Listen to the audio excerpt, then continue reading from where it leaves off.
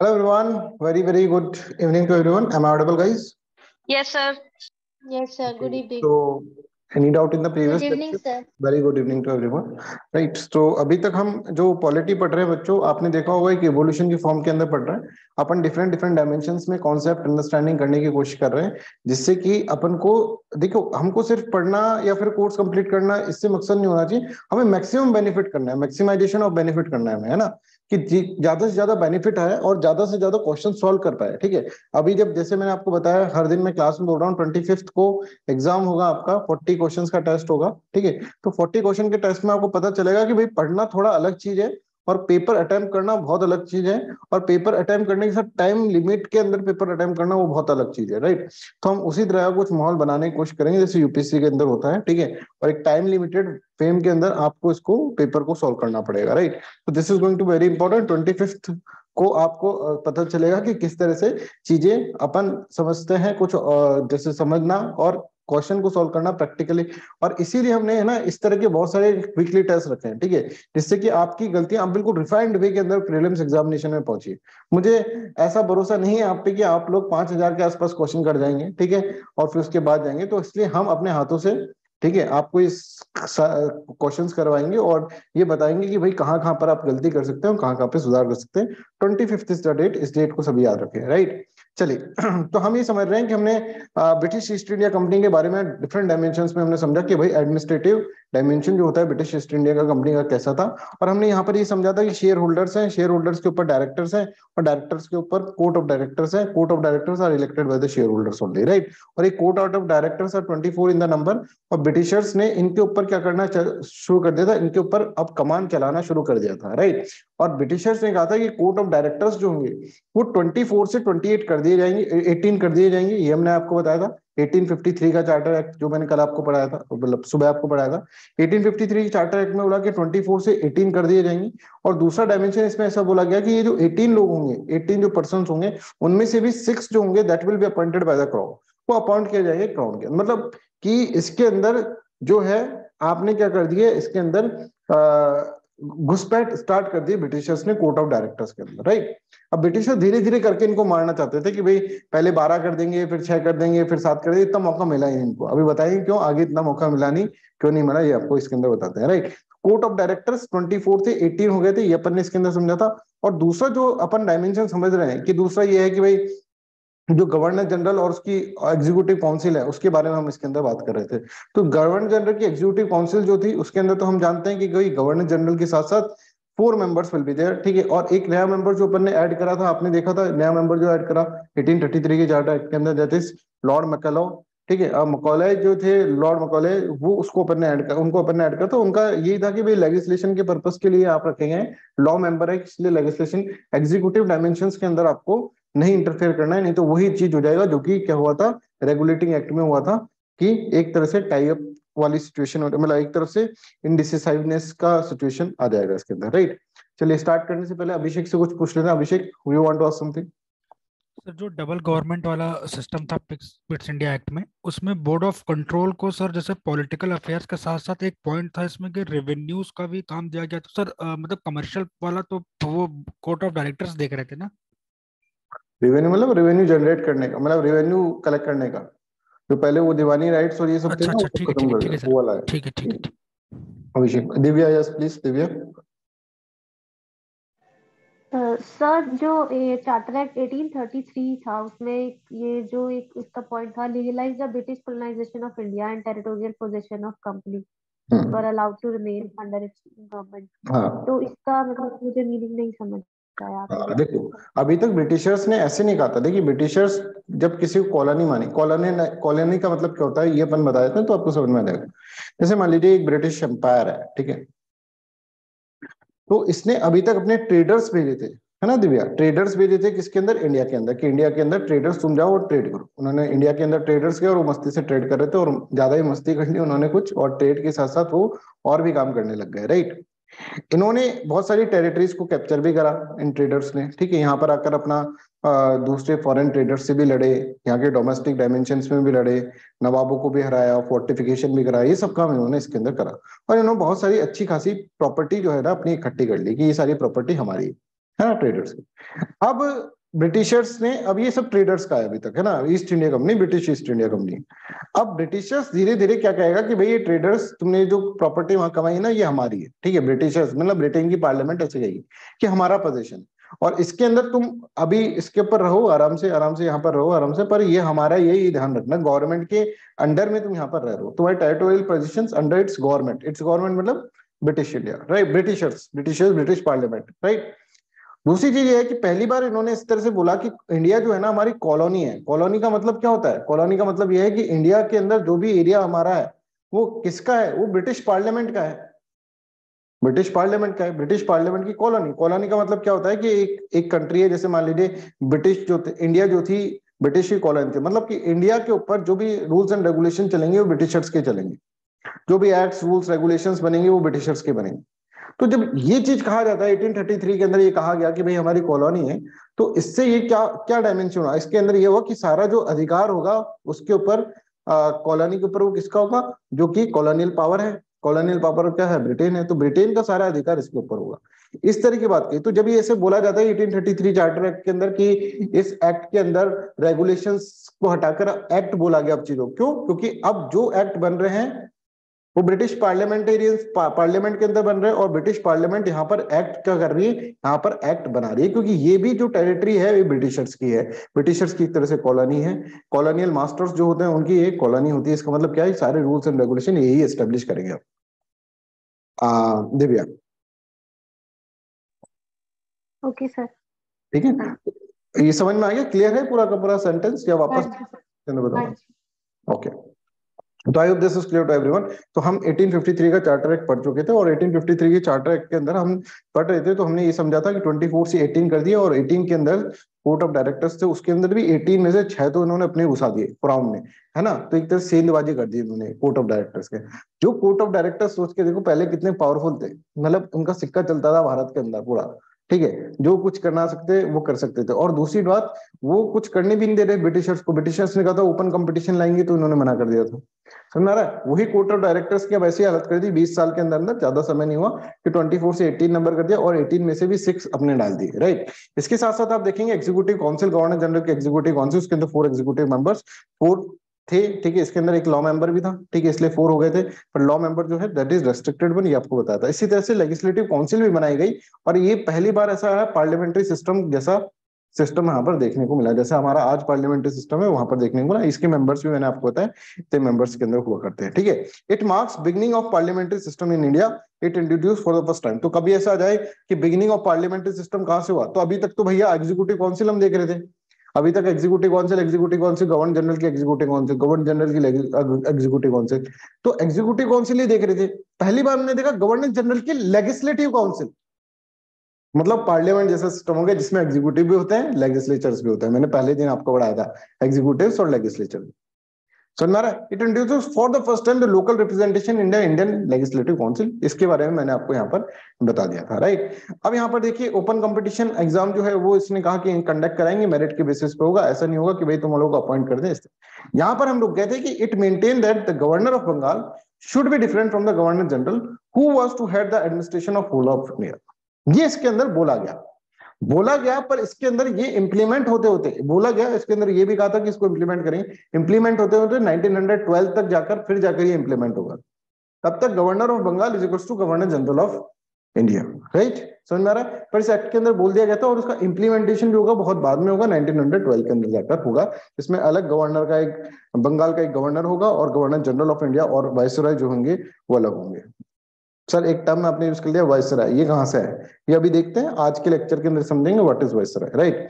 I hope this is clear to everyone. यहां तक अपन को इसके अंदर समझ में आ गया। कुछ और फीचर्स के अंदर देखिए 1853 के अंदर तो लास्ट चार्टर एक्ट था भाई, क्योंकि इसके बाद कोई चार्टर एक्ट आया ही नहीं।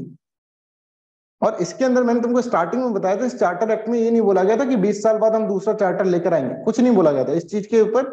हमेशा जब बोल रहे थे 1813 में बोला, 1700 अगर हम देखेंगे कि 1791 के 93 के एक्ट के अंदर बोला, 1813 के एक्ट के अंदर बोला, 1833 के एक्ट के अंदर बोला कि हम आगे रहेंगे। 1853 में कुछ नहीं बोला, कुछ नहीं बोला कि आगे लेकर आएंगे 20 साल बाद नहीं लेकर आएंगे, कुछ नहीं। तो यहाँ पर ही कंपनी वाले समझ गए थे कि भैया अब हमारा है ना सिस्टम यहाँ पर खत्म होने वाला है। हमारा जो रूल है ना, बचा कुचा जो रूल है, वो भी हम यहाँ पर नहीं कर पाएंगे। ठीक है, तो देखिए लास्ट चार्टर है extended the companies rule but it does not specify any particular time, कि किस पर्टिकुलर टाइम तक है, 20 साल तक, बोले कि आने वाले समय में कंपनी रूल चलेगा, पर कब तक चलेगा? हो सकता है 1 साल बाद खत्म कर दे, हो सकता है 2 साल बाद खत्म कर दे, हो सकता है 3 साल बाद खत्म कर दे। ये भाई 20 साल का गारंटी नहीं दिया कि 20 साल तक लेके जाएंगे तुम्हें। This was a clear indication that companies rule could be terminated any time in the parliament. जब पार्लियामेंट कहेगी, एक दिन बाद ही कह दे, तो वो हट जाएगा। अब 1853 जब एक्ट आया तो ब्रिटिश ईस्ट इंडिया की कंपनी के ऑफिशियल्स की सांसें ऊपर नीचे होने लगे। बोले भाई साहब क्या करें अब, है ना, हो सकता है कि अब आने वाले समय में हम रहें ना रहें। ठीक है, इंडिया के अंदर इतना सारा प्रॉफिट हो रहा है, इतने मजे कर रहे थे हम, रहे ना रहे, ये इनके दिमाग में चलता रहे। इतने में बीच में एक बहुत बड़ा एक इवेंट हो जाएगा हमारा, सिपाही मेटेनी, जो हिस्ट्री के अंदर अपन डिटेल में पढ़ेंगे। 1857 के अंदर सिपाही मेटेनी हो जाएगी। ठीक है, अब जब हिस्ट्री पढ़ोगे तो ये डायमेंशंस हिस्ट्री के अंदर भी वापस क्लियर हो जाएंगे तुम्हारे। ठीक है, और हिस्ट्री के अंदर सब कुछ तुमको वापस से एक तरह से लूप बन जाएगा, है ना, कनेक्ट हो जाएगा कि हाँ देखो, ये देखो मॉडर्न हिस्ट्री, और ये देखो ये पॉलिटी अपन ने इस तरह से लिंक कर दिया। ठीक है, लिंकेजेस से पढ़ो। अब यहाँ पे स्टूडेंट्स बैठे इंटरनेशनल रिलेशन के, जब भी मैं तुमको कोई कंट्री पढ़ाता तो उसको लिंक करता जाता था ना, कि इस कंट्री को उससे लिंक करो, वापस से उसको वापस से पूरा पूरा सर्किल बनता था, तब जाकर तुम्हें मजा आता था कि हाँ साहब नॉलेज बन गई है। इसी तरह से हम यहाँ पे सब्जेक्टों के बीच में लिंक करेंगे, तुम समझ सकते हो तुम लोग, है ना, इस चीज को। तो 1857 के अंदर क्या हुआ, 1857 का एक्ट आया, और 1857 के अंदर क्रांति आई, सॉरी एक्ट नहीं आया, और सिपाही मुटेनी हो गई। अब ये मुटेनी इतनी खराब, इतनी इतनी भयंकर थी कि ब्रिटिशर्स की जड़ें हिल गई इसके अंदर। ब्रिटिशर्स को ऐसा लगा वो तो हमारा है ना, यहाँ पे कोई एक पर्टिकुलर एक बढ़िया सा कोई लीडर नहीं आ पाया, है ना, और हम एक तरह से यूनाइट होके नहीं कर पाए, एक उधर लड़ रहा है, एक उधर लड़ रहा है, सब लड़ रहे थे, पर एक उधर उधर ऐसे ऐसे लड़ रहे थे। पर अगर एक भी ऐसा लीडर हो जाता ना जो खड़ा हो जाता, तो इन लोगों की हवा टाइट हो जाती ब्रिटिशर्स की। तो 1857 के अंदर सब सिपाही मुटेनी होगी, तो कंपनी जो ईस्ट इंडिया कंपनी होगी उसको बहुत ज्यादा क्रिटिसाइज किया जाएगा। ईस्ट इंडिया कंपनी को इसलिए क्रिटिसाइज किया जाएगा कि भाई देखो तुम लोगों के कारण ये चीजें हुई हैं, तुम लोगों ने इतना अत्याचार करा, इतना एक्सप्लॉयटेशन करा ये भोले भाले इंडियन लोगों पे, कि इनको एक तरह से मुटेनी करनी पड़ गई। ठीक है, तुम लोगों के कारण 1857 की क्रांति हुई है, और तुम लोग ईस्ट इंडिया कंपनी वाले, तुम लोग बहुत ही खराब हो। ये चीज कौन बोल रहे थे? ये हम नहीं बोल रहे थे, ये ब्रिटिशर्स वाले बोल रहे। ब्रिटिश पार्लियामेंट के अंदर ये सवाल उठते थे कि देखो कितने खराब लोग हैं, इन्होंने एक्सप्लॉयटेशन करा, इन्होंने जमींदारी सिस्टम लेकर आए, ये करा, इन्होंने पूरे नवाबों को मारा उधर जाके, पूरे लोगों को ड्यूअल गवर्नेंस के अंदर फंसाए रखा। ठीक है, कोई गवर्नेंस वहां पर दी नहीं, और ये लोग ऐसे ऐसे करते हैं, इस कारण से ये सब चीजें हुआ है। इन्होंने बहुत सारा एक्सप्लॉयटेशन करा है, और इन सब एक्सप्लॉयटेशन के कारण ये सब चीजें हुई हैं। इनकी जमींदारी सिस्टम अगर हम देख ले, कोई भी सिस्टम अगर हम देख लें, तो सारा जो सिस्टम है वो बहुत ज्यादा एक्सप्लॉयटेटिव सिस्टम है। ठीक है, और इन सब कारण के कारण ये हुआ है कि ईस्ट इंडिया कंपनी जो है, वो जो है उसके ऊपर सारा ठीकरा इन्होंने फोड़ दिया, एक लाइट ठीकरा भरकर, और उसके सर के ऊपर फोड़ दिया ईस्ट इंडिया कंपनी।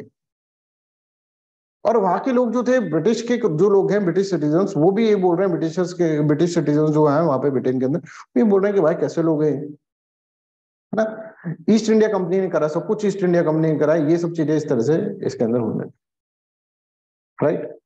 और आप देखेंगे यहां पर फिर पार्लियामेंटेरियन सोचता है भाई ये है लोहा गरम, ठीक है, गरम हो चुका है लोहा, और उस पर मार दो हथौड़ा। ठीक है, और वो हथौड़ा मारते हैं, एक लाते हैं एक्ट ऑफ, अब नाम पे ध्यान दें, act of good governance. Good governance जिसको बोला जाता है 1858 का act, government of India act 1858। Charter तो खत्म, और इस एक्ट के अंदर पहला पॉइंट ये बोलते हैं कि ये एक्ट अबॉलिश कर देगा क्या, कंपनी का rule. Company rule will be no more, company rule यहां पर खत्म, मतलब अब सब खत्म, अब सारा का सारा ब्रिटिश जो होगा वो पार्लियामेंट से चलेगा, अब सब कुछ इसके अंदर ये सब चीज खत्म। तो हमने बुरे अवस्था है कि चलो वापस जाओ ब्रिटेन। ठीक है, सारा सर पोजीशन हमारा, टेरिटोरियल पोजीशन बोले सब हमारा हो गया। तो इसके अंदर सब कुछ कंपनी का रूल जो होगा उसको अबॉलिश कर दिया जाएगा। बोले साहब मैं कोर्ट ऑफ डायरेक्टर, बोले कोई कोर्ट ऑफ डायरेक्टर नहीं भैया, भग जाए ऐसे, कोई कोर्ट ऑफ डायरेक्टर वाला सिस्टम नहीं रहेगा, कोई बोर्ड ऑफ कंट्रोल वाला नहीं रहेगा। और सारा का सारा आप देखेंगे यहाँ पर जो पिट्स इंडिया एक्ट के अंदर बोला गया था कि डुअल गवर्नमेंट हो गई थी, बोर्ड ऑफ कंट्रोल और कोर्ट ऑफ डायरेक्टर, वो सब कुछ यहाँ पर जाकर 1858 के अंदर आ जाकर खत्म हो जाएगा। पूरा का पूरा कंट्रोल जो होगा वो ब्रिटिश ले लेगा। ठीक है, पूरा का पूरा कंट्रोल ब्रिटिश लेगा। ठीक है, तो यहाँ पर अगर हम देखेंगे कि जो ईस्ट इंडिया कंपनी था, तो एक्ट अबॉलिश, सबसे पहले सबसे इंपॉर्टेंट बात, कंपनी रूल को अबॉलिश कर दिया गया। ठीक है, कोर्ट ऑफ डायरेक्टर्स को अबॉलिश कर दिया गया, बोर्ड ऑफ कंट्रोल को अबॉलिश कर दिया। इसलिए जो पिट्स इंडिया एक्ट के अंदर डुअल गवर्नमेंट वाला सिस्टम आया था, उस डुअल गवर्नमेंट के सिस्टम को क्या कर दिया गया, हटा दिया गया। ठीक है, एक नई पोस्ट बनाई गई, new post viceroy of India was appointed. एक नया वाइसरॉय, आपने सुना होगा वाइसरॉय। वाइसरॉय टर्म कहां से आई, 1858 के बाद आई इस एक्ट से। ठीक है, तो आप देखो सिस्टम के अंदर क्या है, वो था ना गवर्नर जनरल और उसके एग्जीक्यूटिव, वो तो इंटैक्ट रहा सिस्टम। ठीक है, वहां तो कोई दिक्कत नहीं है। पर यहाँ पर अब नई पोस्ट जो है ना वाइसरॉय की, उसको अपॉइंट कर दिया। अब वाइसरॉय कौन है, अब अपन आगे चलकर आपको बताएं। ठीक है, अब क्या होगा कि इंडिया का जो ऑफिस है, ठीक है, अब लंदन के अंदर, अगर ऐसे समझो ब्रिटेन के अंदर, ब्रिटेन के अंदर बहुत सारे ऑफिस होंगे, एक अफ्रीका का ऑफिस, एक इंडिया का ऑफिस, समझ में आ रहा है, एक सारी कॉलोनीज के अलग अलग ऑफिस होंगे। जैसे हमारे यहाँ पे डिफरेंट डिफरेंट ऑफिस है ना, तो वहां पर डिफरेंट डिफरेंट ऑफिस, ये ऑफिस क्या है, ये इंडिया का ऑफिस है ब्रिटेन के अंदर। यहाँ पे इंडिया से रिलेटेड सारे, यहाँ से अफ्रीका के, यहाँ से म्यांमार से रिलेटेड सारे इस तरह के देखते होंगे, है ना, उनके ऑफिस रहते होंगे, कॉलोनीज के अलग अलग ऑफिस। तो इंडिया का जो ऑफिस था कहाँ पर, लंदन के अंदर, इंडियन ऑफिस एट लंदन। वहां पे एक ऑफिस बनाया गया कि भाई यहाँ पर अब एक इंडिया का ऑफिस होगा, इसके अंदर सारे यहाँ पे कर्मचारी रहेंगे, सेक्रेटरीट हो गए, वो सब कुछ होगा यहाँ पर। और यहाँ पर एक जो पर्सन होगा वो इस ऑफिस को हेड करेगा। जैसे हम मिनिस्ट्री बनाते हैं ना, तो वो भी इस तरह से अपने ऑफिस बना रहा है कि भाई ये इंडिया वाला ऑफिस है। अब इंडिया को हमको गवर्नमेंट देनी है, अभी गवर्नेंस देनी है अच्छी, तो हमको एक ऑफिस बनाना पड़ेगा लंदन के अंदर। तो लंदन के अंदर उन्होंने एक ऑफिस बनाया, और इसका जो हेड था, ऑफिस का जो हेड था, वो था secretary of state for India. Secretary of state for India, right, वो कौन थे, वो उसके हेड थे। तो मतलब इंडियन ऑफिस एट लंदन बनाया गया, और उसके अंदर वो headed by what, headed by secretary of state of India. यहाँ पर एक तरह से इंडिया के अंदर, समझ में आ रहा है। अब इस सेक्रेटरी ऑफ स्टेट के अंदर क्या पावर दी गई समझो, कि मतलब इंडिया के, क्या बोल रहा हूं मैं यहाँ पर, ध्यान सुनो। इंडिया के अंदर एक ऑफिस बनाया, वो लंदन के अंदर एक ऑफिस बनाया गया, that is known as Indian office. ठीक है, जिसमें इंडिया से रिलेटेड सारे काम होंगे, और उस ऑफिस को हेड कौन कर रहा है, secretary of state of India for India, ये इसको हेड कर रहा है। बात समझ में आ गई, secretary of state for India इसको हेड कर रहे हैं कि भाई ये इसका हेड है। अब इसके पास क्या पावर होगी, आपको याद है कोर्ट ऑफ डायरेक्टर, वो कहाँ रहता था, लंदन में रहता था। क्या काम करता था, डे टू डे एक्टिविटी करता था। एक तो उसकी पावर, कोर्ट ऑफ डायरेक्टर की पावर आ गई इसके पास, इसको अबॉलिश कर दिया था। और एक बोर्ड ऑफ कंट्रोल था, मैंने कहा था वो लंदन में रहता था, बोर्ड ऑफ कंट्रोल भी, तो बोर्ड ऑफ कंट्रोल जो होगा उसकी पावर आ जाएगी, board of control political affairs. तो मतलब secretary of state for India will take all the decision that was taken by the court of directors and board of control at that time. ठीक है, before 1857। 1857 से पहले जो court of directors और board of control जो decision लेते थे, वही secretary of state for India लेगा। तो देखिए यहाँ पर, देखिए नया ऑफिस बनेगा, एक secretary of state for India का, और इसके अंदर power of the court of director और power of board of control, दोनों जो पावर थी। कोर्ट ऑफ डायरेक्टर क्या करता था बच्चों, सर कमर्शियल अफेयर्स देखता था। बोर्ड ऑफ कंट्रोल क्या करता था बच्चों, सर ये पॉलिटिकल अफेयर देखता था। अब ऑफिस ऑफ सेक्रेटरी क्या करेगा, सर ये commercial affair as well as political affair दोनों देखेगा।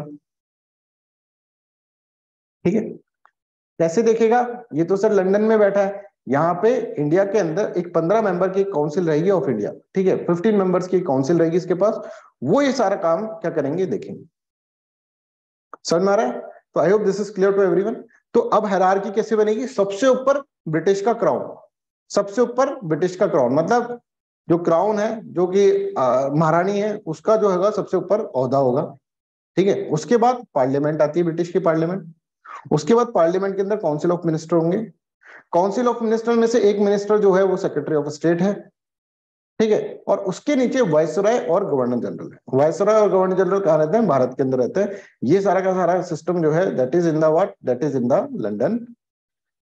और ये वायसराय और गवर्नर जनरल जो है वो भारत के अंदर रहते हैं। अच्छा सर, ये समझ में आ गया, आई होप दिस इज क्लियर। तो यहाँ पर सेक्रेटरी ऑफ स्टेट के पास क्या क्या पावर है बच्चों, कोई तुमसे पूछ ले तो सब आप बोल रहे हो, सब बोर्ड ऑफ डायरेक्टर और बोर्ड ऑफ कंट्रोल के पास जो पावर थी वो इसके पास है, मतलब commercial as well as political affair सब कुछ ये देखेगा। किसके थ्रू देखेगा सर? ये रहा ना गवर्नर जनरल और वाइसरॉय और उनके एग्जीक्यूटिव काउंसिल्स हैं, उनके थ्रू देखेगा। समझ में आ रहा है?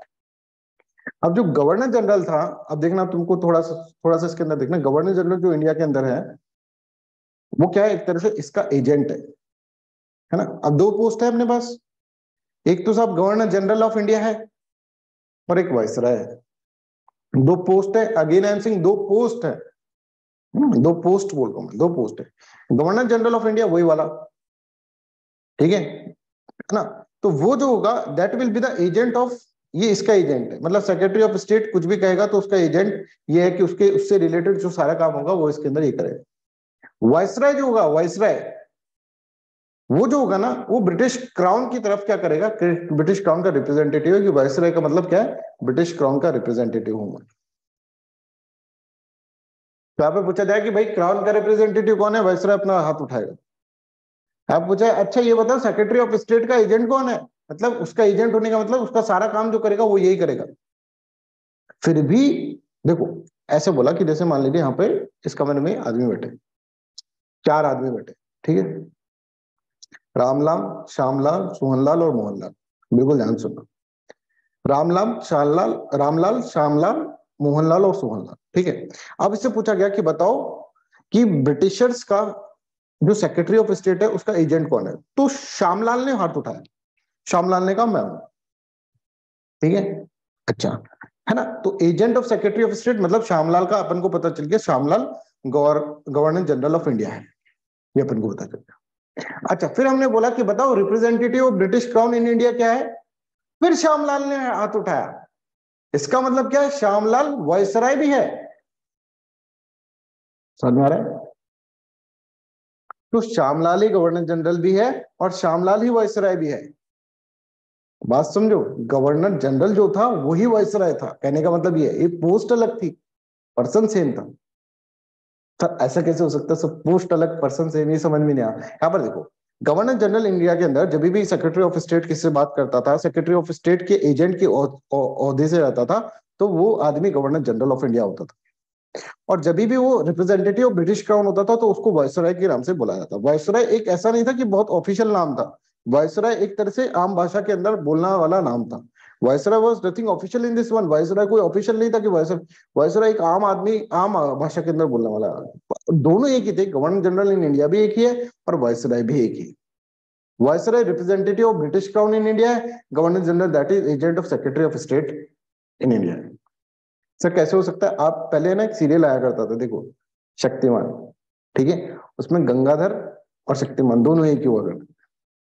इसी तरह से वाइसराय जो है ना, वाइसराय और गवर्नर जनरल ऑफ इंडिया ये दोनों एक ही है, गंगाधर ही शक्तिमान है, बोथ वर सेम पर्सन। तो कभी कंफ्यूज मत हो जाना sir, governor general of India और वाइसराय, वाइसराय कौन था, वही था जो गवर्नर जनरल ऑफ इंडिया था। I hope this is clear to everyone, यहां तक आपको यहां पर क्लियर हुआ, ठीक है। तो I hope this is clear कि भाई एक्ट ने क्या क्या चीजें करी, क्या क्या चीजें इसके अंदर करी गई इसके अंदर एक्ट के द्वारा, ये अपन ने इसके अंदर बता दी। Any doubt you can ask me, अब बताओ कोई भी डाउट है 1858 के अंदर, एक्ट के अंदर जो भी पॉलिटी से रिलेटेड है वो सब कुछ मैंने 1858 का एक्ट मैंने आपको बता दिया।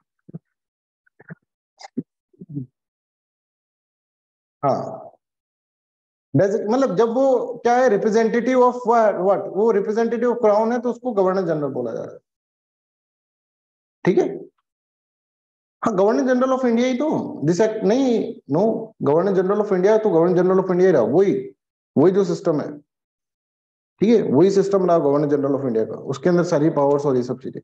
पर वाइसराय एक एडिट, उसको एक और पोस्ट दे दी कि भाई तुम वाइसराय भी होगा, जब तुमको रिप्रेजेंटेटिव ऑफ कोई क्राउन बोले ना तो तुम बोले ना भाई मेरा, ठीक हो, जो secretary. I hope this is clear. हाँ बोथ पोजीशन नहीं, वाइसराय की जो है वो 1858 के अंदर आई है, ये बात ध्यान रखो, वाइसराय की जो पोजीशन आई है बच्चों वो 1858 के अंदर आई है, ठीक है, 1858 के एक्ट के अंदर। इसकी position governor general of India की पोजीशन जो है वो चार्टर्ड एक्ट 1833 से आई है। समझ में आ रहा है? वाइसराय की पोजीशन 1947 की खत्म हो जाएगी, अबंडेंट वाइसराय खत्म। पर आपने देखा गवर्नर जनरल ऑफ इंडिया 1950 तक रहेंगे अपने पास, सी राजगोपालाचारी। समझ में आ रहा है? ये जो पोजीशन है governor general of India, I hope this is clear. हाँ सेम ही पर्सन रहते हैं, जब तक क्राउन 1947 तक तो सेम ही पर्सन थे। फिर इसके बाद क्या हुआ, इसके बाद वायसराय तो खत्म हो गया, तो एक ही रह गया गवर्नर जनरल ऑफ इंडिया। सी राजगोपालाचारी अपने लास्ट के अंदर 1950 के अंदर गवर्नर जनरल ऑफ इंडिया। ठीक है, फिर इसके बाद ये पोस्ट जो है ना, कॉन्स्टिट्यूशन जब इनैक्ट हुआ उसके बाद ये पोस्ट जो होगी वो हटा दी जाएगी। इतना यहाँ पे रहता है। ठीक है, अब ऐसी कंसेप्चुअल क्लियरिटी आनी चाहिए, नहीं तो ये ढूंढते रहोगे साहब गवर्नर जनरल कौन था और ये कौन था। समझ में आ रहा है? Yes Divya please ask the question. Divya sir, जो 1833 में गवर्नर जनरल ऑफ बंगाल था उसी को हमने गवर्नर जनरल ऑफ इंडिया बनाया था। तो जब हमारे पास ये आया था 1853 में एक्ट एक आया था कि गवर्नर जनरल बंगाल का और इंडिया का सेपरेट होना चाहिए। तो अब जो ये गवर्नर जनरल ऑफ इंडिया है वो सेपरेट है या बंगाल वाला ही चलता है? अभी जो 1858 के अंदर है ना, फिर मैंने बोला था वो हुआ नहीं था 1858 के अंदर। हाँ, वो प्रपोज किया था उन्होंने, वो नहीं हुआ था। प्रपोज किया था, वो हुआ नहीं था, वो प्रोसेस के अंदर चल रहा है। Government general of India is equals to governor general of Bengal. ठीक है, वही वही बात है, मतलब बंगाल का जो गवर्नर जनरल था ना वही है इसका। अब ये वही जाकर सेम चल रहा है। 1912 के अंदर ये जाके अलग अलग हो जाएंगे दिव्या। ओके, ठीक है, तो मतलब अभी वही जो बंगाल वाला था वही अभी वॉइस हाँ राय पर वो और रिप्रेजेंट किसको, वो अभी भी रिप्रेजेंट इंडिया को ही कर रहा था ना। अपने 1833 के अंदर कहा था, उसके अंदर सिविल और मिलिट्री सारी पावर उसके अंदर डाल दी हुई थी, हाँ जी, हाँ जी। है ना। वो इंडिया अभी रिप्रेजेंट इंडिया को कर रहा है, पर अभी बदल दिया जाए 1912 के अंदर जाकर वो बदलेगा। ठीक है, यहाँ तक सबको क्लियर है? एनी डाउट, कोई भी किसी भी तरह का डाउट हो तो प्लीज आस्क मी। ठीक है, तो हम 1858 के एक्ट को हम पढ़ चुके।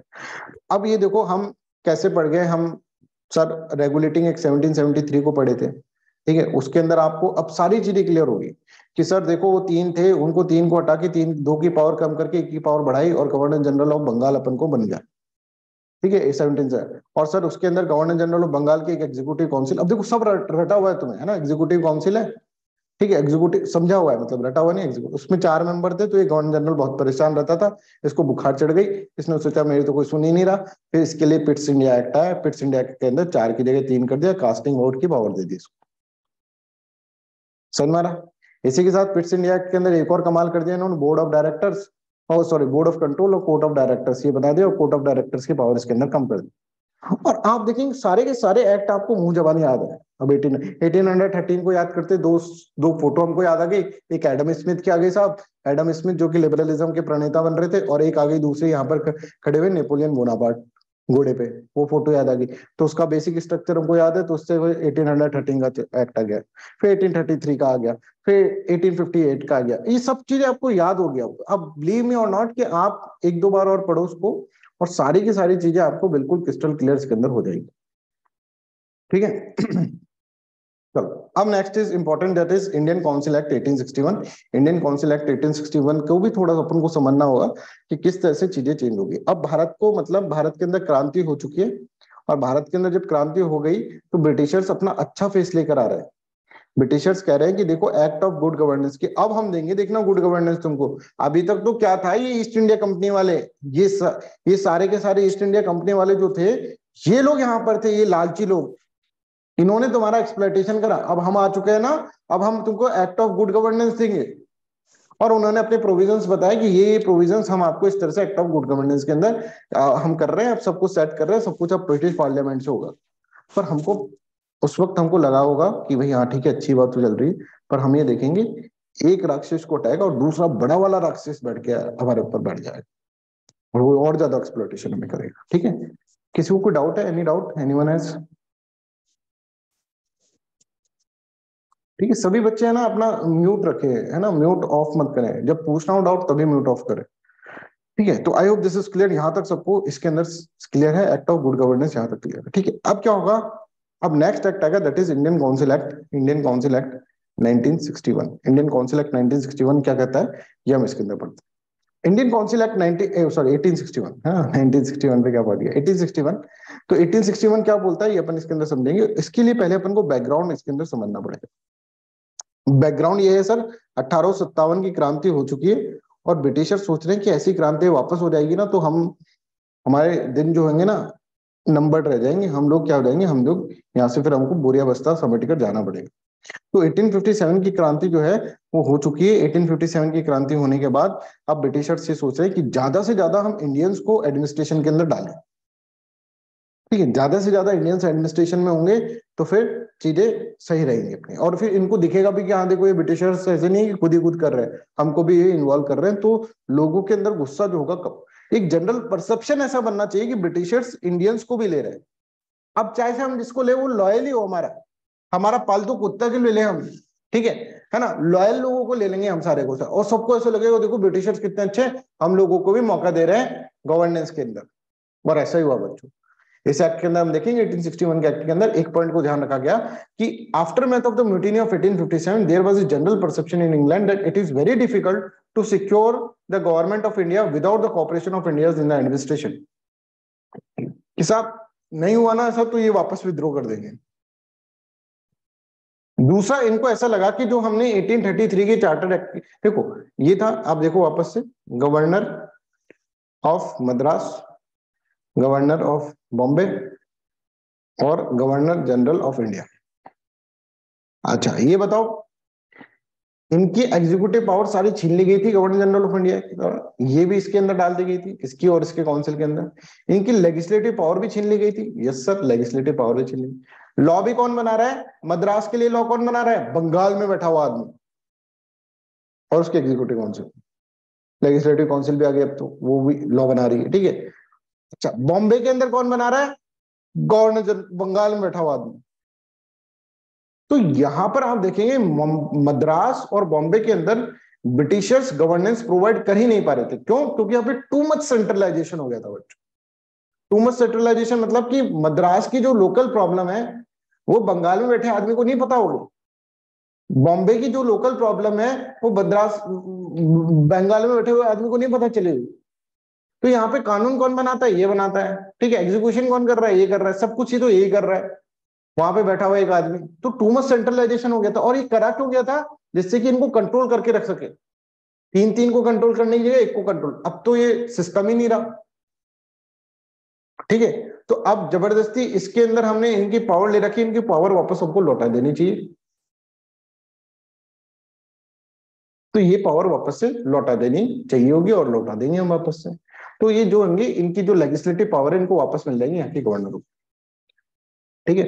गवर्नर वाला सिस्टम तो सेम ही रहा, ठीक है, बस वो आपने देखा कि उसके अंदर क्या हुआ, कोर्ट ऑफ डायरेक्टर्स और वो सब चीजें वो सब भगा दिए, और ये जो सिस्टम है गवर्नेंस का, ये सिस्टम तो सेम ही रहा, ठीक है, कि प्रेसिडेंसी सॉरी प्रेसिडेंसी इसके ऊपर गवर्नर बैठे, राइट। तो I hope this is clear. The second idea of centralised legislative procedure introduced in 1933 was defective because Madras और बॉम्बे के अंदर गवर्नेंस मिल ही नहीं पा रही थी, क्योंकि बंगाल में बैठा हुआ आदमी उनके लिए कानून बना रहा है, उनके लिए एग्जीक्यूशन कर रहा है। तो यहाँ के लोगों को ये भी पसंद नहीं आया था, और local governance was not there, local governance was absent, decentralisation, too much decentralisation was there. तीसरी चीज ये है कि लेजिस्लेटिव काउंसिल के अंदर रिप्रेजेंटेशन कम था लोगों, लेजिस्लेटिव काउंसिल के अंदर। चौथा प्रॉब्लम ये है कि भाई वो जो था ना गवर्नर जनरल,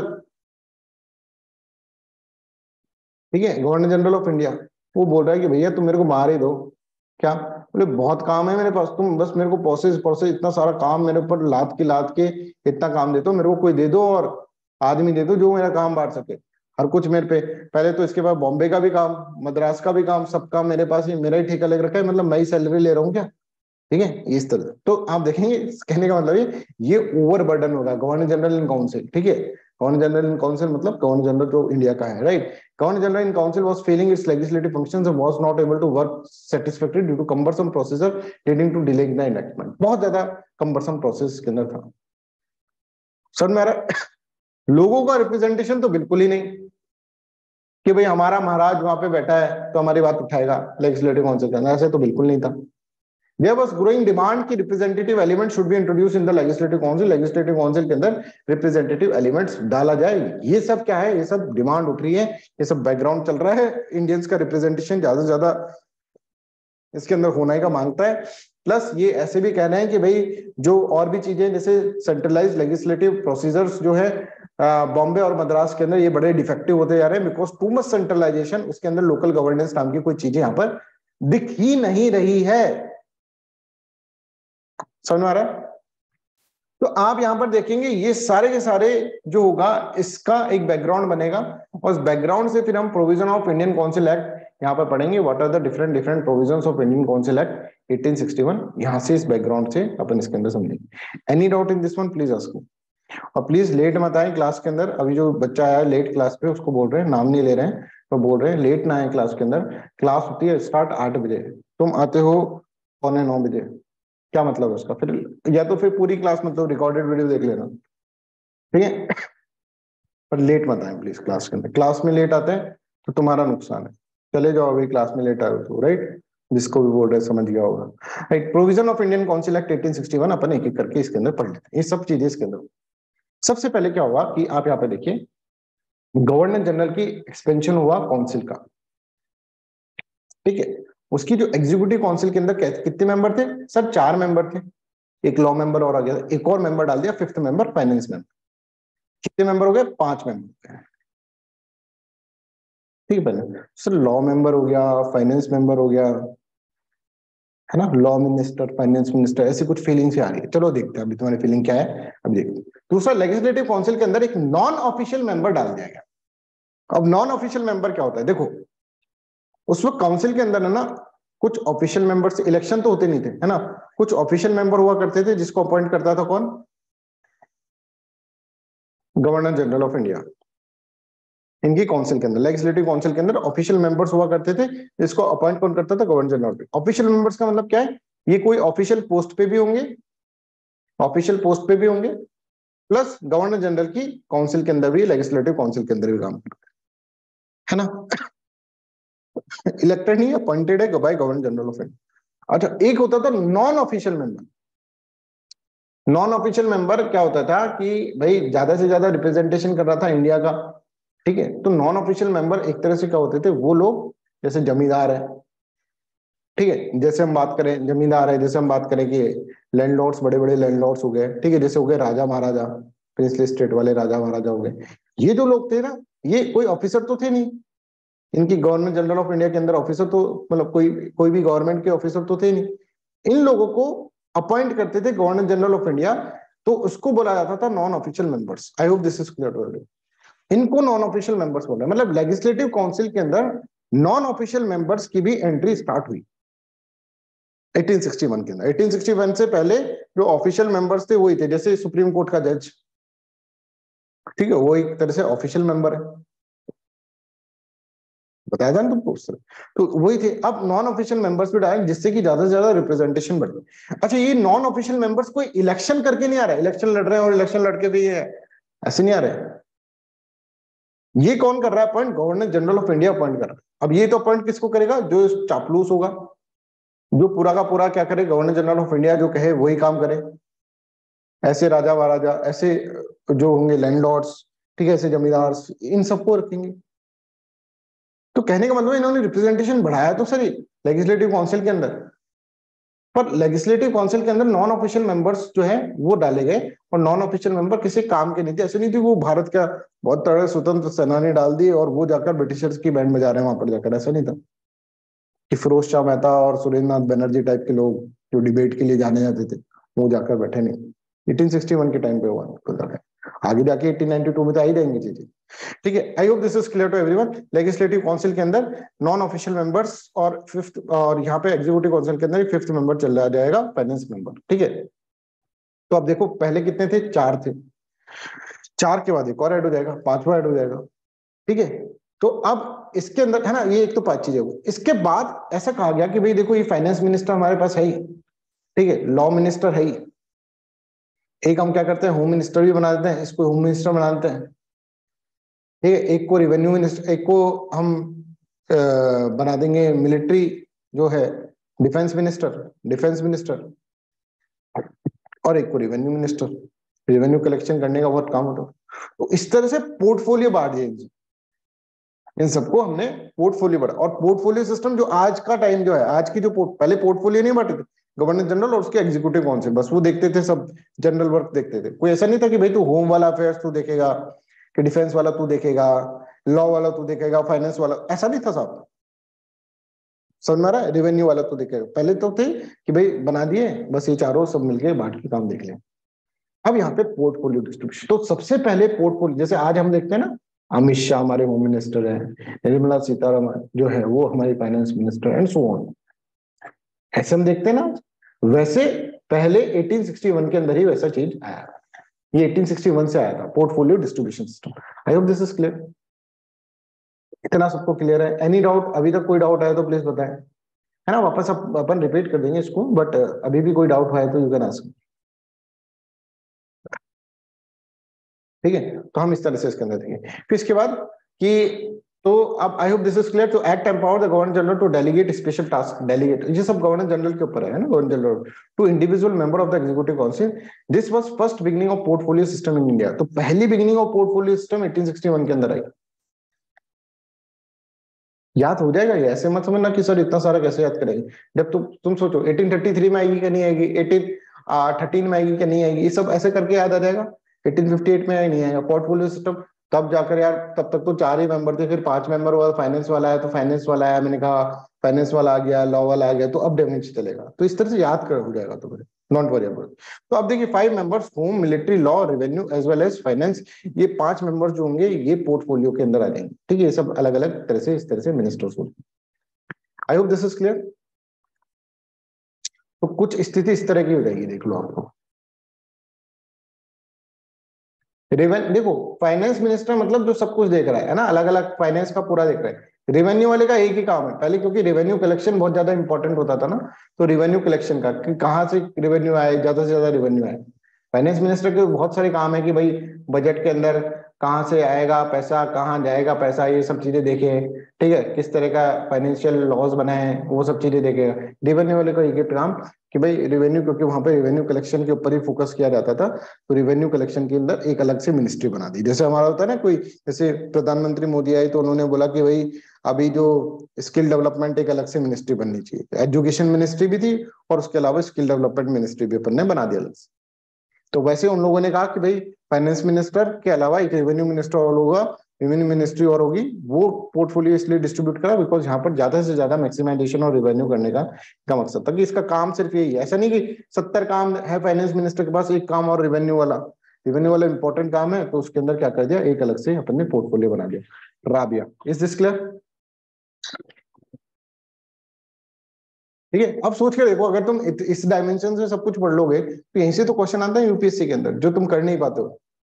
यही चीजें अब पूरा सब्जेक्ट अब अपने पास इतना क्रिस्टल क्लियर हो जाएगा, हर एक चीज दिमाग के अंदर बैठी हुई है, सेट है ना। रटे नहीं है हम। अब देखो रटे नहीं मत लग जाना भाई, तुमको इतना मुश्किल से हम पढ़ा रहे हैं, ठीक है, बहुत मेहनत करके लेक्चर्स बनाए हैं, बहुत रिसर्च करके, और तुम रटने लग जाओ, ऐसा मत करने लगे प्लीज। प्लीज अपने दिमाग को थोड़ा वर्क करने दो, दिमाग के ऊपर, अपने दिमाग के ऊपर आप भरोसा रखिए, ठीक है। कि 1861 के अंदर इस तरह से 5, तो दिमाग के अंदर भरोसा रखना कि, और कहना कि भाई दिमाग से कि भाई रटना आप छोड़ना है, क्योंकि रटने की आदत तुम्हारी 20 साल से लगी हुई है ना। साथ में एग्जाम पास करे कॉलेज के, और इंजीनियर हो तो पूरा ही रट के करा होगा, ठीक है। कॉलेज के इंजीनियर, कॉलेज के एग्जाम पास करे, उससे पहले जो है 10th 12th के अंदर भी रट के ही पास हुए, रटने की आदत लगी हुई है। अब मेरे को वो आदत छुटानी है तुम्हारी, ठीक है। और उसके अंदर दिमाग जब वर्क करने होगा ना, नॉलेज आता है, दिमाग वर्क करने तो मजा आता है उसमें, तो आदत आराम से छोड़ सकती है। ये ज्यादा बड़ी आदत है, समझो, ठीक है। I hope this is clear. तो यहाँ पर इस तरह से हो जाएगा, होम, मिलिट्री, लॉ, रेवेन्यू। यहाँ पे किसी ने क्वेश्चन पूछा है, sir regulating act first step of centralization, very good Neha. और 1860 first step of decentralization, very good, ठीक है। First step of centralization is regulating act 1773 का। उसके बाद 1833 में पीक पोजीशन पे पहुंच गया सेंट्रलाइजेशन, और फिर 1861 के अंदर पहला स्टेप है डिसेंट्रलाइजेशन, वेरी गुड, ठीक है। तो I hope this is clear to everyone. यहाँ पर इस पे भी क्वेश्चन बना सकते हैं, ठीक है। चलो, नेहा ने क्वेश्चन पूछा, डायरेक्ट जनरल मैसेज कर दिया करो, डायरेक्ट करने की जरूरत नहीं है, जिससे सारे बच्चे पढ़ ले ना। चलो, यहाँ तक अपन ने इसके अंदर कर लिया। अब क्या होगा कि ये तो था ही कि भाई देखो 1861 से पहले देखे तो 4, 1 2 3 4, फिर 5वां आ गया फाइनेंस मिनिस्टर, ठीक है। इनके नाम पहले नहीं थे, नाम फिर इनके बाद में 1861 के अंदर नाम दे दिए, फिर फाइनेंस मिनिस्टर। फिर 1874 के अंदर एक और आ जाएगा, 6th मेंबर आ जाएगा पब्लिक वर्क्स का, जेडी होता है ना, जो डेवलपमेंट अथॉरिटीज होती हैं उनका, पब्लिक वर्क्स आ जाएगा, कि सड़क बनानी है, रेलवे लाइन बनानी है, ठीक है, ये सब कुछ काम करना है, वो सब चीजें कर रहे हैं। तो इस तरह से पब्लिक अफेयर्स का एक अलग से। तो अब क्या हो जाएंगे इसके अंदर, अगर हम देखेंगे पूरा पूरा पोर्टफोलियो के अंदर 6 मेंबर हो जाएंगे, 6 member will be. I hope this is clear to everyone. अब देखो सेंट्रल लेजिस्लेटिव काउंसिल का हालत देखो कैसे हो जाएगा। सेंट्रल लेजिस्लेटिव काउंसिल के अंदर एक executive council of governor general, ये तो वही रहेगी, governor general plus 5 executive members, ठीक है, जिसके अंदर सबको पोर्टफोलियो दे रखा है। अब सबको मजा आ रहा है, सब कह रहे हैं कि भाई मैं होम मिनिस्टर, भाई बताइए तू मिलिट्री मिनिस्टर, ठीक है, मिलिट्री मतलब डिफेंस मिनिस्टर, तू लॉ मिनिस्टर, ठीक है। इतने एक छठा आ जाएगा इनका दूसरा एक पब्लिक अफेयर्स वाला। तो लेटर ऑन 6th वन मतलब 1874 के अंदर जाते जाते 7 6 अगर अपन 1874 के अंदर जाके देखिए 6 मेंबर्स हो जाएंगे इसके अंदर, है ना, गवर्नर जनरल उसके एग्जीक्यूटिव काउंसिल के अंदर, ठीक है। और उन सबको गवर्नर जनरल हेड कर। लेजिस्लेटिव काउंसिल के अंदर देखो तो एक्स ऑफिसो मेंबर तो यही है, एक्स ऑफिसो मेंबर जब मतलब ये कि जो ये होंगे वही ये होंगे। तो यहाँ पे देखेंगे 1, अगर हम देखेंगे इसके अंदर गवर्नर जनरल, ठीक है, एक देखेंगे कमांडर इन चीफ। अब यहाँ पे 4 मेंबर ये यहाँ पर कितने हो जाएंगे, 6 मेंबर हो जाएंगे, है ना, 5 मेंबर होंगे फिर 6 मेंबर, ये चेंज होता रहेगा ये वाला सिस्टम, ठीक है। इसके अलावा 6 से 12 एडिशनल मेंबर्स रहेंगे, कुछ ऑफिशियल मेंबर्स होंगे, कुछ नॉन ऑफिशियल्स होंगे। नॉन ऑफिशियल ऑफिशियल्स क्या होते हैं मैंने आपको बता दिया, that are appointed by governor general of India. Governor general जो है वही इनको अपॉइंट कर रहे हैं, मतलब क्या है, गवर्नर जनरल ही इनको अपॉइंट कर रहे हैं। और गवर्नर जनरल किसके एजेंट है, सेक्रेटरी ऑफ स्टेट के। सेक्रेटरी ऑफ स्टेट क्या है, अब देखो सब कुछ याद आ जाए, सेक्रेटरी ऑफ स्टेट क्या है, board of control plus court of director की सारी पावर सेक्रेटरी ऑफ स्टेट के अंदर डाले। सेक्रेटरी ऑफ स्टेट की कितनी काउंसिल से 15 मेंबर्स की काउंसिल है जो कि लंदन के अंदर ही रहती है, सेक्रेटरी ऑफ स्टेट को सपोर्ट करती है। 1858 से वहां तक लेके चलेंगे, ठीक है। I hope this is clear to everyone. अब हमने कहा कि इसके अंदर नॉन ऑफिशियल मेंबर्स के थ्रू क्या करा, नॉन ऑफिशियल मेंबर्स के तरह। नॉन ऑफिशियल मेंबर्स कौन है, नॉन ऑफिशियल मेंबर्स यहाँ पर देख लो, members of the parliament was a person who was nominated by the British Governor General to the Imperial Legislative Council and was not given a governmental office। तो इसके बाद government office नहीं होते थे। तो ये किन किन लोगों के लिए होता था, जमींदार, rulers, princely state, lawyer, journalist, जो भी लॉयल होते थे ना ब्रिटिशर्स के, उनको नॉमिनेट करके इसके अंदर नॉन ऑफिशियल मेंबर के अंदर रखा जाता था। I hope this is clear. अच्छा, अब तुम्हें ऐसा लगता होगा सर लेजिस्लेटिव काउंसिल है ना, जैसे हमारी पार्लियामेंट है, लोकसभा और जो बहुत पावर होगी इसके अंदर। नहीं भैया, इसमें कुछ ही पावर नहीं, पावर सेंटर जो है वो यहीं पर है। ऐसा नहीं था कि इसके अंदर सारी पावर है कि तुम सब कुछ डिसाइड कर लोगे, नहीं, कहीं चढ़ के गवर्नर जनरल की एग्जीक्यूटिव काउंसिल के ऊपर बैठ जाए, नहीं, इसमें पावर ही नहीं दी गई थी लेजिस्लेटिव काउंसिल, ये सब दिखावा है, समझ में आ रहा है।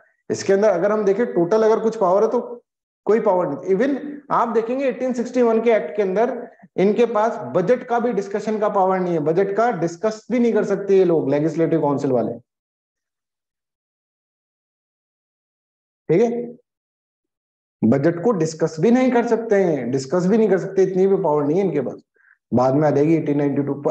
अब बाकी हमारे ये है कि लेजिस्लेटिव काउंसिल को ज्यादा से ज्यादा पावर दो। अब यहाँ पे समझो कि लेजिस्लेचर्स को पावर देने का क्या सेंस होता है, समझो लेजिस्लेचर्स, ठीक है, और यहाँ पे एग्जीक्यूटिव्स। आप देखो अभी के डायमेंशन में, आज के टाइम में ये देखो, जो लेजिस्लेचर्स है ना, वो जो है ना, वो इसको अकाउंटेबल बनाता है एग्जीक्यूटिव्स। एग्जीक्यूटिव कोई भी गलत काम करेगा तो लेजिस्लेचर क्या करेगा, कोई मोशन पास कर देगा, ठीक है, कोई क्या कर देगा, कोई इसके अंदर कोई मोशन पास कर देगा या फिर कोई डिबेट डिस्कशंस कर देंगे, ठीक है। नो कॉन्फिडेंस मोशन कौन है, लेजिस्लेचर पास कर सकते हैं एग्जीक्यूटिव्स के खिलाफ, है ना। प्राइवेट मोशंस जो है वो पास कर सकते हैं। चेक एंड बैलेंसेस क्रिएट करने की कोशिश करेंगे, डिफरेंट डिफरेंट कमिटीज के through check and balances create करने की कोशिश करते हैं लेजिस्लेचर, ठीक है। तो एग्जीक्यूटिव, हाँ बिल्कुल सही बात है, एग्जीक्यूटिव जो है रेस्पॉन्सिबल है किसके लिए, लेजिस्लेचर के लिए हमेशा रेस्पॉन्सिबल होता है।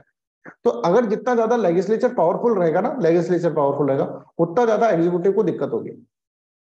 तो ऑब्वियसली ये लोग जो है लेजिस्लेटिव काउंसिल को कुछ पावर नहीं दिए, बस नाम की लेजिस्लेटिव काउंसिल है। अगर हम देखें अगर लेजिस्लेटिव काउंसिल को देखें, it possess no power at all, कोई पावर ज्यादा थी नहीं इसके पास। Even it could not discuss the budget और फाइनेंशियल मेजर्स और any other important bill without the previous approval of the government. पहले गवर्नमेंट की अप्रूवल लेनी पड़ती थी, जब जाकर वो ये सब चीजें देखते थे। It could not discuss the action of the administration के एक्शन के बारे में कि भाई आपने ये काम ऐसा क्यों करा, तो भाई कोई चेक एंड बैलेंसेस नहीं थे, right. It could not therefore be seen as some kind of parliament of even most, आज की जो पार्लियामेंट है वैसी नहीं है, इसमें लेजिस्लेचर्स के पास काफी पावर है। यहाँ पे लेजिस्लेचर को बिल्कुल कि भाई तुम अपना काम करो, मिनिस्टर ही करेंगे सब कुछ करेंगे। I hope this is clear to everyone. यहाँ तक सबको क्लियर है? Any doubt you can ask me. अभी भी कोई डाउट है तो प्लीज आस्क, ठीक है। I hope this is clear. In 1862 एक फैक्ट है, ये देख लीजिएगा, Lord Canning the then viceroy nominated 3 Indians to his legislative council, Raja of Banaras, Maharaja of Patiala और सर दिनकर राव। अब ये मैंने क्यों आपको डाला है, ये तीनों ऐसे थे बिल्कुल बिल्कुल इसके चाटुकार लॉर्ड कैनिंग के, ठीक है, और इनको इन्होंने क्या कर दिया, उनको इन्होंने लेजिस्लेटिव काउंसिल के अंदर डाल दिया, राइट। और ये वही वाला सिस्टम है कि जब भाई गवर्नर जनरल की सामने देख रहे हैं, गवर्नर जनरल की टक टक नहीं, उसने हाथ उठाया, इसने भी हाथ उठा दिया, भाई मैंने भी हाथ उठा दिया, इसने भी, गवर्नर बनारस के महाराजा पटियाला ने, इस तरह के लोग थे, ठीक है। तो अब यहाँ पर आप देखेंगे तो 1861 के अंदर ऐसा आया था कि भाई हम नॉन ऑफिशियल मेंबर्स को, तो ये नॉन ऑफिशियल मेंबर्स को अपॉइंट करे थे 1862 के अंदर, ठीक है। अब बात करें डिसेंट्रलाइजेशन की। डिसेंट्रलाइजेशन मैंने आपको बताया क्योंकि इट इनिशिएटेड द प्रॉब्लम आ रही थी, defective process, it initiated the process of decentralization by restoring the legislative power of the Bombay and the Madras presidencies, उनको वापस से अब प्रोसेस स्टार्ट करा है कि लेजिस्लेटिव पावर दी गई कि लेजिस्लेटिव पावर वापस रख लो। इट दस reverse the centralising tendency that started from the regulating act 1773, और ये 1773 में स्टार्ट हुई थी, और चार्टर एक्ट के अंदर सेंट्रलाइजेशन एक पीक पे पहुंच गया था, जैसे मैंने आपको बताया, तो उसको इस तरह से इसके अंदर कर दिया गया। आई होप दिस इज क्लियर। तो डिसेंट्रलाइजेशन, इस तरह से यहाँ पर डिसेंट्रलाइजेशन को हटा दिया गया। आई होप दिस इज क्लियर। इसी के साथ एक ऑर्डिनेंस की पावर भी इंडियन काउंसिल एक्ट के अंदर दी गई। जो आज हमारे पास ऑर्डिनेंस की पावर है, ठीक है ना, हमारे कॉन्स्टिट्यूशन के अंदर जब हम कॉन्स्टिट्यूशन पढ़ेंगे, प्रेसिडेंट पढ़ेंगे, तो प्रेसिडेंट के पास ऑर्डिनेंस की पावर है, तो क्या होती है वो अपन तब समझेंगे। ऑर्डिनेंस का मतलब क्या है कि इन केस कि मान लीजिए कि लेजिस्लेटिव जो है काउंसिल जो है वो वर्क नहीं कर रही है, तो गवर्नर जनरल का एग्जीक्यूटिव, गवर्नर जनरल मतलब ये है कि एग्जीक्यूटिव जो है ना, वो क्या कर सकते हैं, वो आराम से अपनी पावर्स को यूज करके ऑर्डिनेंस पास कर सकते हैं, ऑर्डिनेंस इशू कर सकते हैं, ठीक है। तो वहां पे गवर्नर जनरल, ठीक है, इनको क्या है कि ये डायरेक्टली क्या कर सकते हैं। अब ऑर्डिनेंस कैसे, अब ऑर्डिनेंस कैसे होगा ये समझो कि मान लीजिए पार्लियामेंट जो है ब्रिटिश का, ब्रिटिश वाले, ब्रिटिश के पार्लियामेंट के अंदर बोला जाए कि भाई हमें क्या करना है, एक ऑर्डिनेंस पास करना है भारत के अंदर, बिना भारत को यूज करे हुए, मतलब बिना लेजिस्लेटिव काउंसिल को यूज करे, बिना इसके अंदर। तो ब्रिटिशर्स का रिप्रेजेंटेटिव कौन है, ब्रिटिशर्स का, ब्रिटिश पार्लियामेंट का रिप्रेजेंटेटिव कौन है बताओ, गवर्नर जनरल है कि वायसराय है, बोलो। वायसराय। वायसराय। तो वायसराय से कहेंगे कि साहब एक ऑर्डिनेंस पास कर दे। जब ये ऑर्डिनेंस पास करा गया तो इसमें ना गवर्नर जनरल से कुछ, गवर्नर जनरल ऑफ इंडिया की एग्जीक्यूटिव काउंसिल से कुछ पूछा गया, ना गवर्नर जनरल ऑफ इंडिया की लेजिस्लेटिव काउंसिल से कुछ पूछा गया, ऑर्डिनेंस डायरेक्टली यहाँ पर कर दिया गया। तो इमरजेंसी सिचुएशन के अंदर ऑर्डिनेंस यहाँ पर पास कर सकते थे। आई होप दिस इज क्लियर। और उसके लिए करने के लिए गवर्नर जनरल ऑफ इंडिया को दूसरा मास्क उठाकर अपना वायसराय वाला चेहरा लगा उस तरह से, और इसकी लाइफ जो थी वो थी 6 मंथ्स के लिए, ऑर्डिनेंस की लाइफ। ऑर्डिनेंस समझ रहे हैं ना, कि अगर मान लीजिए हमारे जो देश है उसके अंदर मान लीजिए पार्लियामेंट के अंदर वर्क नहीं कर रहा है, पार्लियामेंट वर्क नहीं कर रही है, ठीक है, तो ऑर्डिनेंस के थ्रू क्या कर सकते हैं अपन, ऑर्डिनेंस के थ्रू लेजिस्लेशन ला सकते हैं। तो अभी जैसे किसान बिल आए थे, जो फार्मर बिल आए थे, वो ऑर्डिनेंस के थ्रू आ गए थे पहले, ऑर्डिनेंस के, फिर पार्लियामेंट के अंदर उसको पास करवाया गया था। तो ये ऑर्डिनेंस एक इस तरह का होता है। तो ऑर्डिनेंस जो था वो वायसराय इशू करता था, ठीक है, वायसराय इशू करता था, और वायसराय जब ऑर्डिनेंस इशू कर रहा है तो उसकी जो लाइफ रहती थी वो 6 मंथ, मतलब 6 मंथ के अंदर अंदर भीतर भीतर आपको लेजिस्लेटिव काउंसिल से उसको करना पड़ेगा, अप्रूवल करवाना पड़ेगा, लेजिस्लेटिव काउंसिल और जनरल, गवर्नर जनरल के एग्जीक्यूटिव काउंसिल, ठीक है। तो I hope this is clear to everyone. यहाँ पर देखिए, Indian council of 1860 empowered the viceroy to issue the ordinance, the concurrence of legislative council during an emergency, emergency के time पर the life of such an ordinance was 6 month, 6 month का होता था कि emergency situation के अंदर आप, emergency का मतलब ये नहीं कि इमरजेंसी लगा दी भारत के अंदर, तब नहीं, इमरजेंसी सिचुएशन मतलब नॉर्मल वर्ड इमरजेंसी यहाँ पे यूज किया जा रहा है। ऑर्डिनेंस, आज जो हमारा ऑर्डिनेंस का आर्टिकल है, ठीक है, आर्टिकल जो है वो जो है यहीं से डरा हुआ है। तो ऑर्डिनेंस सबसे पहले कब आया ऐसे पूछा जाए तो 1861 के एक्ट के अंदर यहाँ पर सबसे पहले ऑर्डिनेंस है। I hope this is clear. आज का क्लास अपन इतना ही रखते हैं, ठीक है, कल सुबह क्लास होगी 8 बजे, ठीक है, तो उसके अंदर कंटिन्यू करेंगे। और यहाँ पर कल पूरे टाइम कल क्लास रहेंगे, तो कल 1935 के एक्ट तक अपन पढ़ लेंगे, ठीक है, और फिर मेकिंग ऑफ कॉन्स्टिट्यूशन अपन परसों से स्टार्ट कर देंगे, ठीक है। तो काफी सही दिशा के अंदर और काफी सही स्पीड से कोर्स चल रहा है, ठीक है। और इस कोर्स के अंदर जितनी भागीदारी मेरी है, जितना मेहनत मेरी है, उससे ज्यादा मेहनत तुम्हारी होनी चाहिए, होनी ही पड़ेगी। इसका अपने पास कोई सॉल्यूशन नहीं है। मतलब ऐसा नहीं है कि हम एस्केप कर जाएंगे, सर ठीक है आप कर लो, मेहनत हम नहीं करेंगे, तो उससे कोई होगा नहीं, आपको करनी पड़ेगी, और नहीं करोगे तो मैं करवा दूंगा, ठीक है, डोंट वरी अबाउट। तो आप लोगों को सबको डेडिकेटली इस कोर्स को ज्वाइन करना है। मैं अगेन कर रहा हूँ कि भाई मेरे को ये फर्क नहीं पड़ता कि कोर्स के अंदर 4 बच्चे बैठे हैं कि 50 बच्चे बैठे हैं कि 100 बच्चे बैठे हैं। आप लोग यहाँ पर कुछ ऐसे स्टूडेंट हैं तो 2-2 स्टूडेंट्स को भी मैं पढ़ा दूंगा, मेरे को कोई दिक्कत नहीं। तो जो बच्चे बिल्कुल ध्यान से समझ लेना, बिल्कुल कि अभी तुमने सिर्फ रजिस्ट्रेशन कराया है, ठीक है। जो बच्चे डेडिकेटली फॉलो नहीं कर सकते, मतलब डेडिकेटली का मतलब क्या है कि आप एग्जाम दे रहे हैं, एग्जाम देना पड़ेगा आपको, आप क्लास अटेंड कर रहे हैं, आपको कोई डाउट है तो वो डाउट पूछो, वो जो मैंने आपको बताया था उधर, वो नहीं कर पा रहे हैं, ठीक है। कुछ बच्चे हैं जो कि रिकॉर्डेड लेक्चर्स देख रहे हैं, उन सबका कंसर्न मैं समझता हूँ, इतना भी हार्ड हार्ड नहीं हूं मैं, ठीक है। उन सबका कंसर्न कि भाई सर हम जा रहे हैं ऑफिस तो हमको, पर आप अपनी तरफ से मेहनत नहीं करेंगे तो वो दिख जाएगा कहीं ना कहीं रिजल्ट के अंदर। तो please don't join this batch, ठीक है। मैं आपसे हाथ जोड़ कर प्रार्थना कर रहा हूँ कि इस बैच को ज्वाइन मत करिएगा, ठीक है। जब भी है ना, तो आपकी रजिस्ट्रेशन फीस भी even I will pay it back to you, ठीक है।